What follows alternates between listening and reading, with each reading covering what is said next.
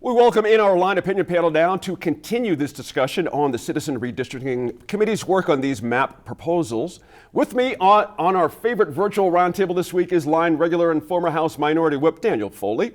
Also a line regular and a former lawmaker, albeit in the Senate, Dee Dee Feldman is back with us as well.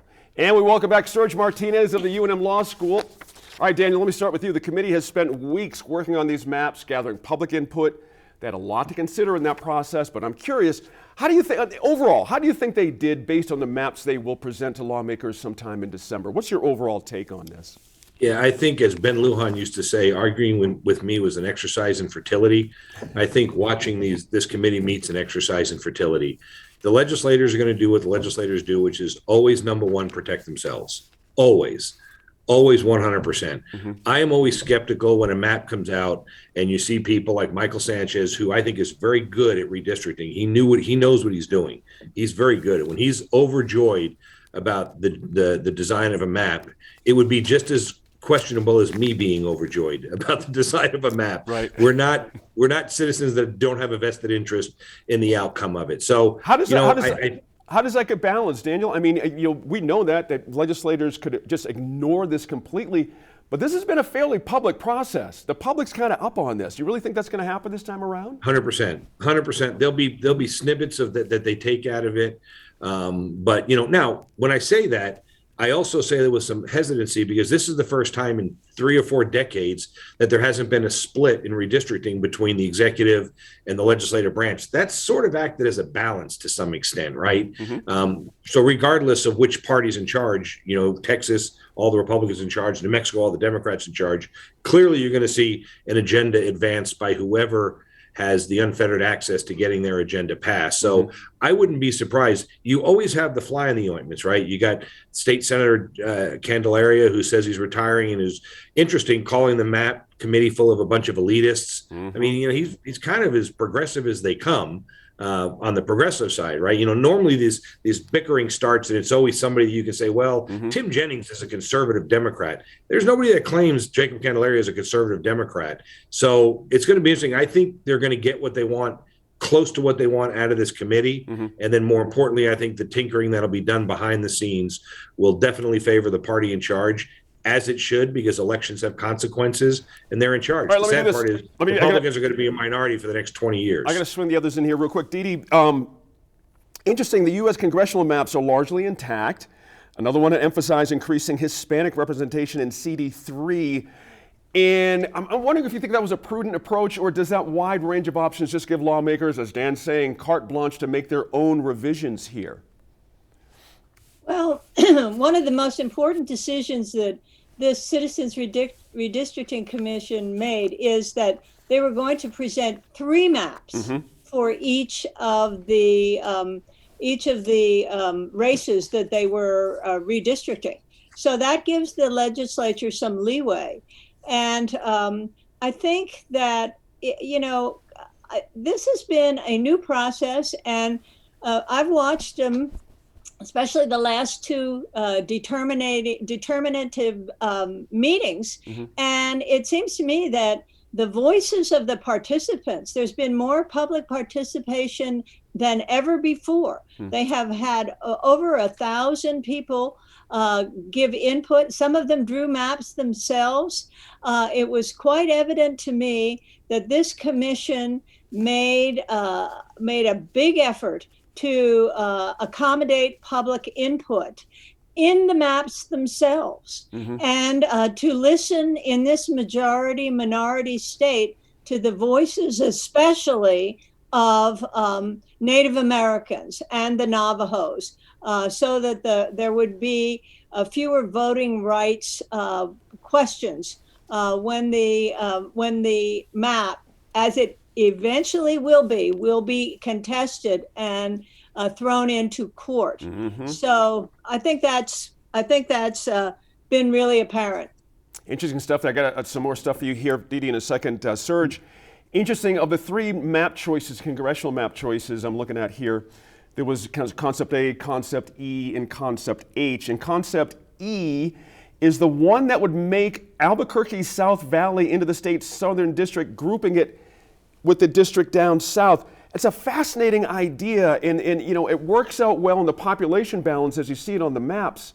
But it's interesting, how would that actually function, having that district poke way up almost to 5 points in Albuquerque and down just this little sliver? Can you see that working?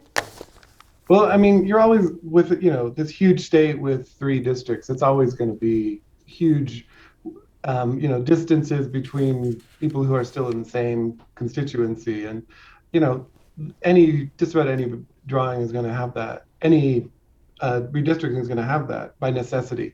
I do think, I've heard since I've lived here, the people of the South Valley saying, we feel ignored by by Albuquerque. We feel like, our interests aren't heard, that it's somehow functionally different than a lot of what happens in the rest of Albuquerque. But Serge, So let I me ask you this, Serge. I mean, feeling left out's one thing, and one way not to solve that is be in a district where the center of gravity is going to be around Las Cruces. I mean, talk about being Hobbs, Roswell, or Hobbs, Carlsbad. right? Yeah. I mean, if the South Valley feels disconnected now, how would they? Anyway, keep going. My fault. I didn't mean to cut you off there. So long. No, I mean, look, I mean, you're highlighting one of the really central issues. This, like, you're supposed to not divide up, communities of interest, but there's so many different ways to slice that, and what that means is every single person is going to have their own interpretation of that, right? And Dan was talking about Jacob Candelaria. He was quoted as saying, "Look, I have a pretty good idea about what the communities of interest are." Well, guess what? So does every single person in the legislature, every person walking down the street. And so there's, this is an impossible task to make even 2 people happy, I suspect, right? Let alone everybody happy about this.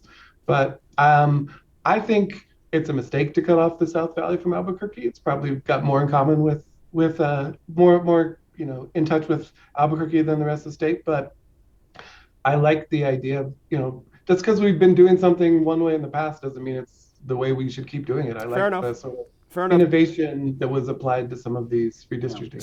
Senator, your thoughts on the South Valley leaving the Albuquerque Metro and being represented by CD2? Well, it all depends upon how you define community of interest. There are many different ways to define that. You can define that as an agricultural community of interest, a cultural community of interest, an ethnic community of interest. And this idea of including the agricultural South Valley of Albuquerque in a southern district is not new. It's come up twice before, in 2010 and in 2000, of uniting that with the Southern District to create a majority Hispanic district that would have a more rural agricultural feel.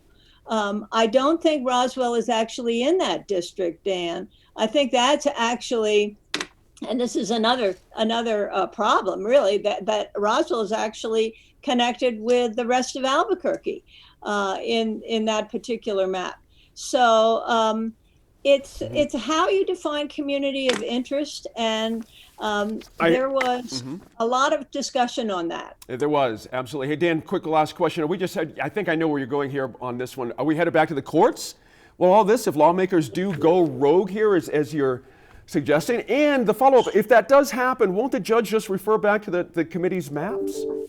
Yeah, I think the problem you're going to have, so first of all, I think there'll definitely be a lawsuit no matter what, because as Serge said, you're going to have 2 people in a room, one's not going to be happy. Yeah. So someone's going to wind up going to court. What's going to be interesting to see is in the past, the lawsuits have always been started by either the executive against the legislative or the legislative against the executive, people that have an impact in writing the law.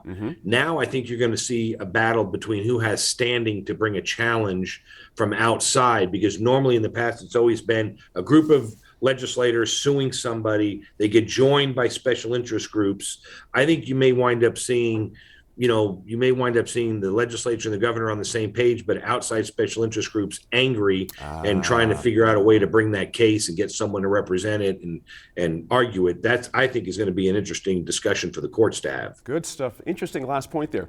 That'll do it for redistricting for now. Still ahead on the line, the chorus grows louder from those criticizing the governor for how she's handled the spending of federal COVID relief funds.